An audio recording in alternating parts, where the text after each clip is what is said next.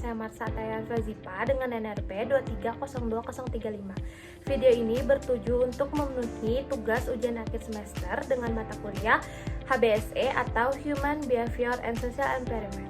Baiklah, selanjutnya saya akan menjelaskan terlebih dahulu apa itu HBSE. HBSE adalah singkatan dari Human Behavior and Social Environment, atau dalam bahasa Indonesianya dapat diartikan sebagai perilaku dalam lingkungan sosialnya, di mana HBSE merupakan sebuah bidang studi yang fokus pada pemahaman interaksi kompleks antara individu dan lingkungan sosialnya. HBSE ini mencakup bagaimana faktor-faktor sosial, budaya, dan lingkungan mempengaruhi pikiran, perasaan, dan perilaku manusia. Tentunya HBSE merupakan konsep dasar dalam bidang pekerjaan sosial yang mempelajari bagaimana perilaku manusia dipengaruhi dan mempengaruhi lingkungan sosialnya. Selanjutnya, saya akan menjelaskan perilaku manusia dalam konteks HBSE. Dalam HBSE, perilaku manusia tidak dilihat secara terpisah, tetapi selalu dikaitkan dengan lingkungan sosialnya. Lingkungan sosial ini bisa berupa keluarga, teman, sekolah, masyarakat, dan bahkan budaya yang lebih luas. Semua faktor ini saling mempengaruhi dan membentuk perilaku kita. Selanjutnya, saya akan menjelaskan lingkungan sosial. Lingkungan sosial dalam konteks HBSE merujuk pada semua faktor eksternal yang mempengaruhi perilaku, pemikiran, dan emosi seseorang. Lingkungan sosial ini mencakup semua interaksi, hubungan, dan kondisi di sekitar individu yang membentuk siapa mereka dan bagaimana mereka berinteraksi dengan dunia. Baiklah, selanjutnya saya akan menjelaskan secara umum tujuan utama dari HBSE. Yang pertama, meningkatkan pemahaman tentang perilaku manusia, di mana HBSE berusaha untuk menjelaskan mengapa manusia berpikir, merasakan, dan bertindak seperti yang mereka lakukan. Tujuan ini melibatkan pemahaman tentang faktor-faktor biologis, psikologis, dan sosial yang mempengaruhi perilaku manusia. Selanjutnya, yang kedua, memperbaiki kualitas hidup individu dan masyarakat, di mana dengan memahami perilaku manusia, HBSE dapat digunakan untuk mengembangkan intervensi yang efektif untuk mengatasi masalah sosial, meningkatkan kesejahteraan individu, dan memperkuatkan hubungan sosial.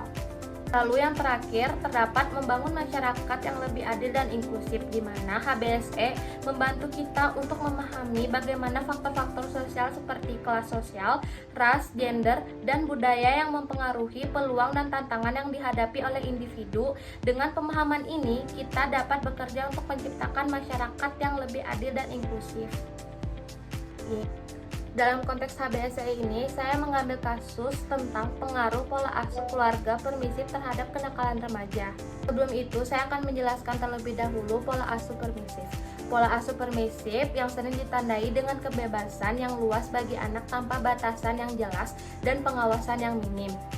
Pola asuh permisif ini dapat memberikan beberapa pengaruh negatif terhadap perilaku remaja, termasuk meningkatkan risiko kenakalan remaja. Baiklah, saya akan menjelaskan beberapa pengaruh pola asuh permisif terhadap kenakalan remaja. Yang pertama, kurangnya batasan dan disiplin, di mana anak-anak yang dibesarkan dalam lingkungan permisif seringkali tidak memahami batasan dan aturan. Mereka mungkin merasakan bahwa mereka bisa melakukan apa saja tanpa konsekuensi yang bisa mendorong perilaku kenakalan. Lalu yang kedua, kurangnya pengawasan, di mana orang tua yang permisif cenderung kurang terlibat dalam kehidupan anak-anak mereka dan memberikan sedikit pengawasan terhadap aktivitas mereka. Hal ini bisa membuat remaja lebih mudah terlibat dalam perilaku berisiko tanpa adanya kontrol dan intervensi dari orang tua.